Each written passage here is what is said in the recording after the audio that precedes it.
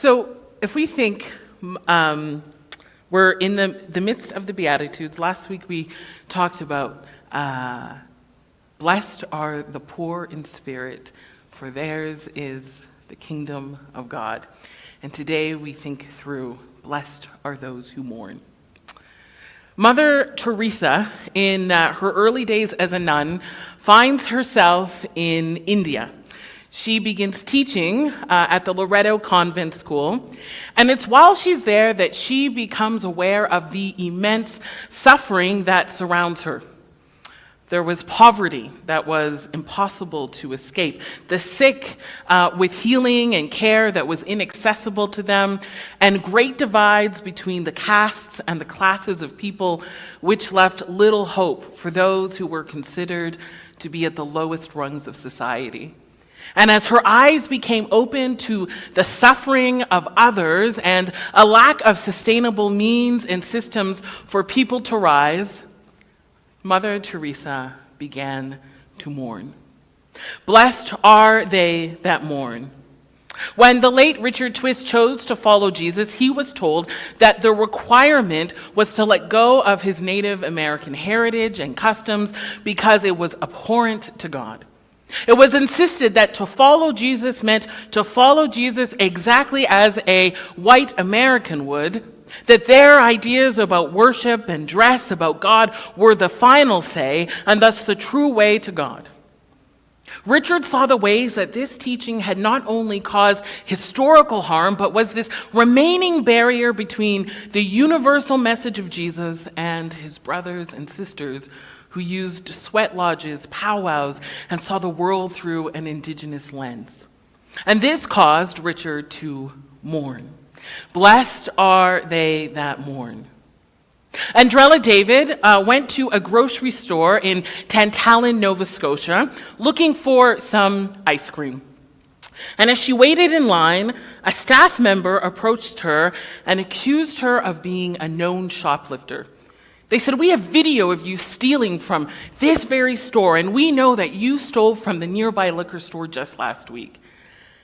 Later, the video evidence and response from the owners of that liquor store all confirmed that the only thing this woman had in common with the actual shoplifter was gender and race. Andrella, a black woman, knew, as so many black and brown people do, that this was a case of racial profiling. And when the news came out about David's case, it came to the attention of a local pastor, Leonard Anderson, who, having grown up within that community and was now pastoring in that community, and who had seen things like this time and time again, began to mourn. Blessed are they that mourn. In Matthew 21, Jesus arrives in, I think I have the wrong sermon in front of me. Hold on a second. This has never happened. It's the same sermon, just the wrong one. All right, here we go. No, it's still wrong. This is the most embarrassing thing that's ever happened. Okay. In Matthew 21, Jesus arrives in Jerusalem riding a donkey, and the crowds are elated. Jesus appears to be the hero they have been waiting for, and to honor the one they desire to call king, they spread palm branches, coats, and garments all along the path. This is red carpet treatment. As the crowds rise in accolades, others are perplexed, dismayed, and curious. Who is this man? They respond. And Jesus, the prophet, and they respond, Jesus, the prophet from Nazareth to Galilee. The religious leaders watch and wonder if these declarations will move them towards their expected end or away from it. Is Jesus dangerous or helpful, godly or heretical? And as he enters the temple, they are fairly certain that their questions are answered as Jesus drives out those buying and selling animals for sacrifice, knocking over the tables of money changers, and declaring the temple's purpose is being misunderstood and misrepresented. As some are forced out, others are brought in. The blind, the lame come to Jesus and find their liberation and their healing. And those who are healed and those who observe offer praise and worship and celebration. The Messiah is here. But the religious leaders are skeptical and indignant. They're incredulous. Who does he think he is? Later, Jesus tells a parable about a landowner who plants a vineyard, and the vineyard is leased to farmers to tend to it and to guide it to growth. When it's time for the harvest, the owner comes and he sends a portion, and he sends his servants to collect a portion of the harvest. When the servants arrive, they kill one, beat the other, and stone the last one. The story continues, and Jesus says, the landowner is alarmed, so he sends a larger group of servants. Surely the numbers will be enough to intimidate and ensure they do what's right. But instead, even they are left for dead. So then the landowner pauses and says, well, at least they will respect my son. And they send his son, and what do they do except to also kill the son? And then Jesus asks those who are there, what do you think the landowner will do? The Pharisees respond, of course, he will put the men to death and lease the vineyard to those who will be fair. And Jesus responds that the stone that the builder rejected will become a stumbling block to those who reject it. When they realize that Jesus is talking to them and that he is saying, you are more like those who the landowner has leased the land to, they are enraged. The religious leaders come to Jesus again with a few tricky questions about taxes, the resurrection, the law, and the Messiah, and each answer leaves them somewhat enraged and perplexed and more determined that he must be silenced by all means necessary. Each encounter, each answer, each story told, each moment of redirection and invitation are rejected by these religious leaders. The ones who are supposed to be the signposts, the ones who are supposed to point people in the direction of Jesus, are actually raising up barriers that hinder what is to come, and Jesus mourns.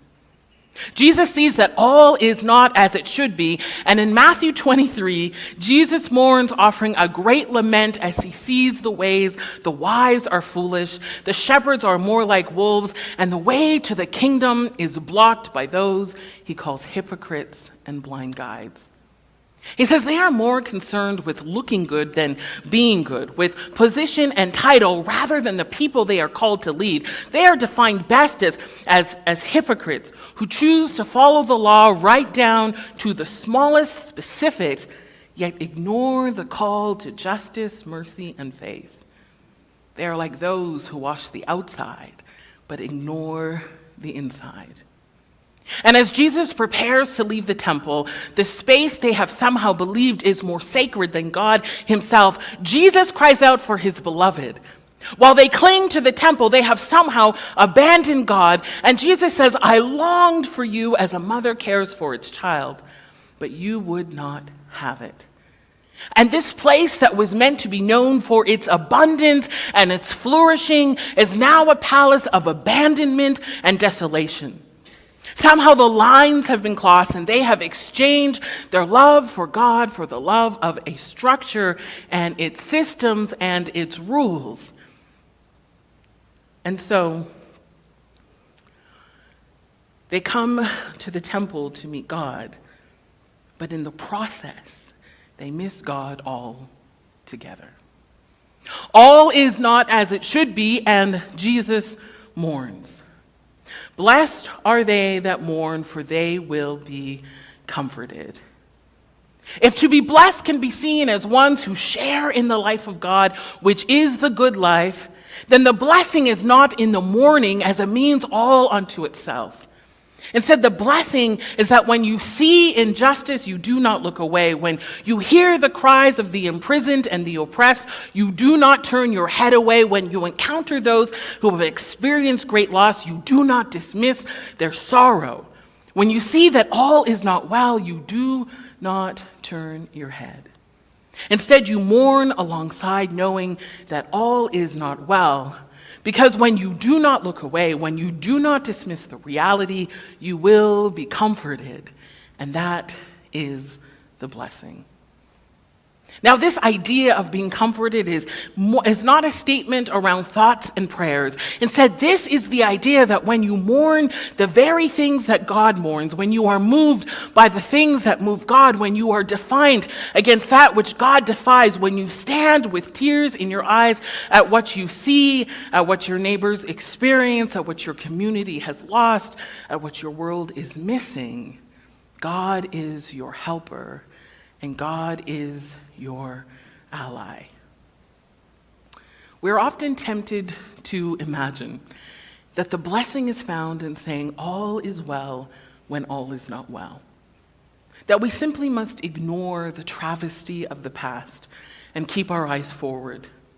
To quiet the upset and to insist that if you just get over it, the sadness will leave. We sometimes think that to wonder with incredulity why the mourning continues generation after generation is part of the problem. We like to think that to rewrite the past so the mourning need not happen is actually the best way forward. When actually that becomes this act of self-sufficiency versus dependence on God, who is our ally. It is when we insist there is nothing to mourn and there is nothing to see, there is nothing to acknowledge, there is nothing to recall, that it is in that posture that we say we do not need God to be our helper. But when we understand that mourning is a blessing, not because you have the solution or because you can repair it, not because you are defined by it, because when you see that all is not well, you recognize that you can only find your way forward when you have an ally. And the only way to move from mourning to joy is to be helped. And when we experience that God is our ally and that God is our helper, the God who finds us in the moment of it all is not, the God who finds us in the moment of all is not well, and who mourns alongside us, is there that we discover that the path to reconciliation and forgiveness and wholeness and renewal is the path forward.